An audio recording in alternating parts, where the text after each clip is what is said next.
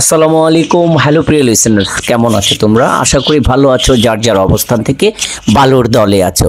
এপার বাংলা ওপার বাংলা যে যেখান থেকে আমার গল্প শুনছো, সকলকে শুভেচ্ছা অভিনন্দন জানিয়ে আজকে একটা গল্প তোমাদের মাঝে উপস্থাপন করব। ভূতের গল্প বিশ্বাস করা না করা কেবল তোমাদের উপর নির্ভর করে, তবে ভূতের গল্প শোনেনি এমন একজন মানুষ আমরা খুঁজে পাবো না। একটা সময় ছিল যে হ্যারিকেনের আলোয় সবার বায়নায় ছিল সন্ধ্যার পর শুধু ভূতের গল্প শোনানো। আজকে তাই আমার ইউটিউব চ্যানেল এন্টারটেনমেন্ট হিসাবে তোমাদেরকে প্রতিনিয়ত ভৌতিক গল্প উপহার দেয়। আমার ইউটিউব চ্যানেল কখনো মিথ্যা কুসংস্কারকে বিশ্বাস করে না। তোমরাও কুসংস্কার সমাজে রটাবে না। আজকে যে এপিসোডটা তোমাদের মাঝে তুলে ধরবো, এপিসোড সুখচাঁদের চায়ের দোকান। ঘটনাটি সম্পূর্ণ কাল্পনিক, বাস্তবে কারোর সাথে কোনো মিল নেই। এর যদি কখনো মিলে যায় তাহলে এই একটা কাকতালীয়, কারোর সাথে মিলে গেলে আমরা কেউ দায়ী নই। আর যে ঘটনাটা ঘটবে বা ঘটনাটা লিখছি, সেই ঘটনাটাই এখন তোমাদের মাঝে উপস্থাপন করলাম। এই কাহিনীটা ঘটেছে এই গত কুরবানির ঈদের পরে। আমাদের ইয়াং পোলাপানদের আড্ডাখানা চাটমোহন অগ্রণী ব্যাংকের পিছনে একটু ফাঁকা জায়গা জমি, পাশেই একটা পুকুর, আর তার পাশে পাশে সব হিন্দুদের বসবাস। আর এই ফাঁকা জায়গাতেই সুখচাঁদের অবস্থিত দোকান।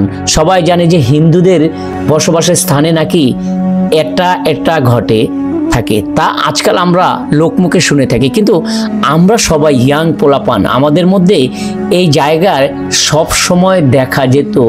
তখন আতিক, আমি নিজে, বকুল, মিলন ভাই, গিয়াস ভাই, শাকিল, সুমন ভাই, সুজন ভাই, মাঝে মধ্যে আমাদের পাশের গ্রামের রবিন ভাই, হারুন ভাই এই জায়গাতে আসতো। আমাদের কাজকাম নেই, তাই সারা দিন এই সুখচায়ের চাঁদের দোকানে চা খেয়ে সময় কাটানো আর হাসি তামাশা করা ছিল কাজ। ঈদ চলে গেছে, তারপরেও আমাদের ঈদ কখনো ভুরায় না। তো একদিন এক জায়গায় উল্লেখিত নামে সবাই আছে, তো সেই দিন সবাই বেঞ্চে বসে গল্প করছি। তো রবিন আর হারুন ভাই কোথা থেকে যেন বাইক নিয়ে হাঁফাতে হাঁফাতে আসলো আমাদের কাছে। এসে সুখচাঁদ কাকাকে বলছে, ও কাকা, তাড়াতাড়ি এক মগ পানি দাও তো, কলজা যায় অবস্থা। আমরা সবাই দেখে বললাম, কি হয়েছে?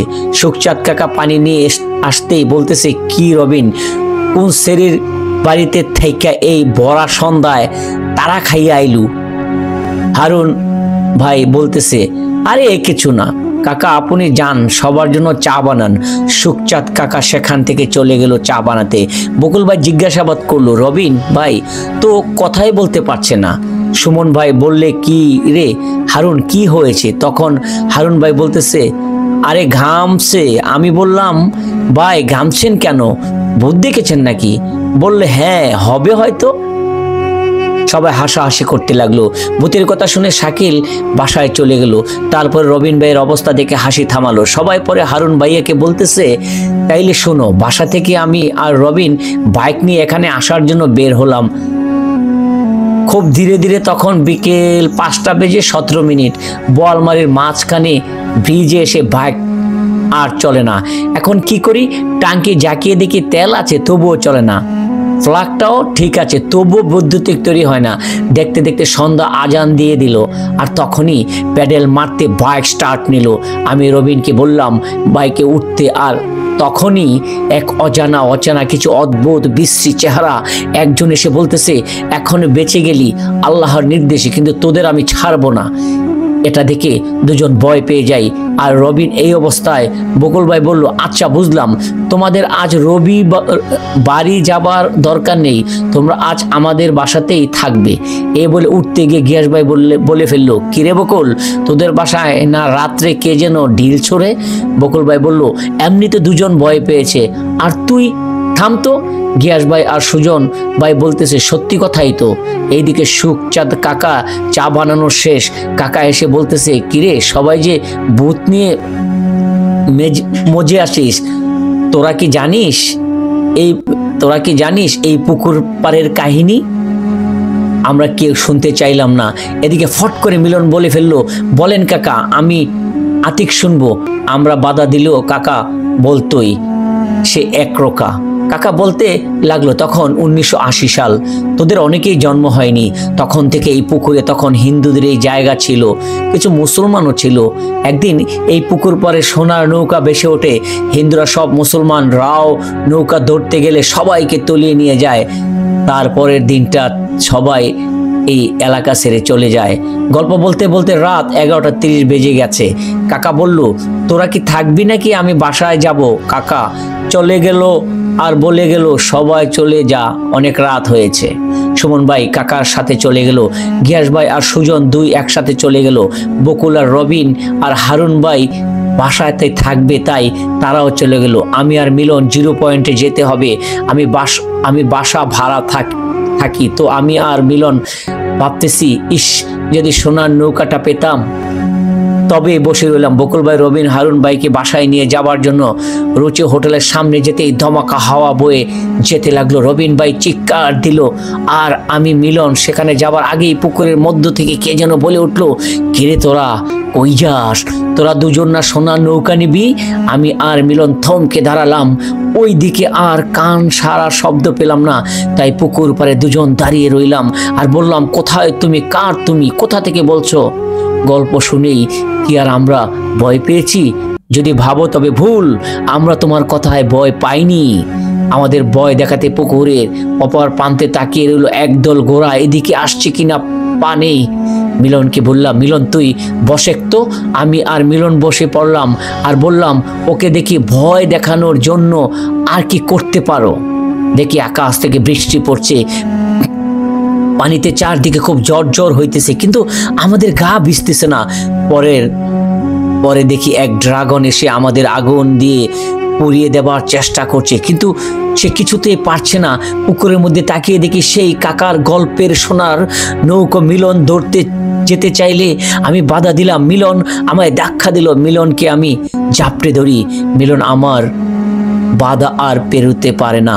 পুকুর থেকে আমার উদ্দেশ্য করে বললে, কি রে প্রেম কুমার, একে বাধা দিলি কেন? ওকে আসতে দে, তোর আমি সুন্দরী রমণী দিব। ওই যে পাশের পুকুরের ঘাটে স্নান করছে, যা দেখা যায়। আমি আর মিলন বললাম, চলো তো দেখি। পাশের পুকুরে যেতে এক গলি দিয়ে যেতে হয়, সেখানে এক বাগানার হিন্দুরা পূজা করে। সেই গলি দিয়ে যেতেই দুপাশের ইট সাজানো আমাদের আটকে দিল। এবার একটু ভয় পেয়ে গেলাম। সামনে তাকিয়ে দেখি অসংখ্য রমণী স্নান করছে। আমাদের পিছন থেকে আকাশে ছোঁয়া এক ভয়ঙ্কর মানুষ এসে দাঁড়ালো, আর সামনে দেখি সব কিছু অন্যরকম হয়ে গেছে। বেজে গেছে রাত 3টা। দুজন আর সত্যি ভয় পেয়ে গেলাম। মিলনের হাতে ম্যাচের কাঠি ছিল, সেটা জ্বালাতেই থমকে গেল সব। সুখ চাঁদের চায়ের দোকানে আস্তে আস্তে আলো নিভে গেল। তখন দেখি আমাদের পাশে সাপ, ব্যাঙ, বাঘ, ভাল্লুক, হিংস্র ভয়ঙ্কর দৈত্য, আর পুকুরের মাঝখানে সোনার নৌকো। সবাই যেন আমাদের কাছে ডাকছে, কিন্তু কেউ আমাদের সামনে আসতে পারছে না। আর এভাবে ভোরের সূর্য দেখা দিল। আমি আর মিলন সেখানেই বসেছিলাম। সুখচাঁদ কাকা সকালে এসে বলতেছে, কিরে তোরা দুজন কি এখানেই ছিলি নাকি? বললাম, হ্যাঁ এখানেই ছিলাম। কাকা রাতে সব ঘটনা বলল। কাকা বলল, আমি আগেই জানতাম এমন কিছু হবে। একটা অনেক বছর পর এই ঘরে আসার পর কিছুই হয়নি, তাই না? বললাম, হয়নি, কিছুই হয়নি। কাকা বলল, আমি আগেই জানতাম এরকম কিছু হবে। কাকা বলল, শোনেক, এই ঘরটা কতদিন বন্দি করা আছে, তাই কিছু হয় নাই, নইলি তোরা দুজন আর শেষ হইয়া গেলুম। এইদিকে কিছুক্ষণ পর রবিন ভাই আর হারুন ভাই আসলো। বলল, কাল কি হয়েছিল বল। রুচি হোটেলের সামনে বাতাস আর চামচিকের কানে ভারী খেয়ে পরে বুঝতে পারলাম, তাই বকুলদের বাসায় গিয়ে ঘুমালাম। কিন্তু সেখানে আসলেই টিনের চালের উপর ঢিল ছড়ে কে যেন 3 জন থাকার আর ভয় পাইনি। আমাদের এই কাহিনীটা বললাম সবাইকে। এ শুনে রবিন ভাই আর হারুন ভাই আমাকে সুখ চাঁদের চায়ের দোকানে বেশ কিছুদিন আর জায়গা দেয়নি।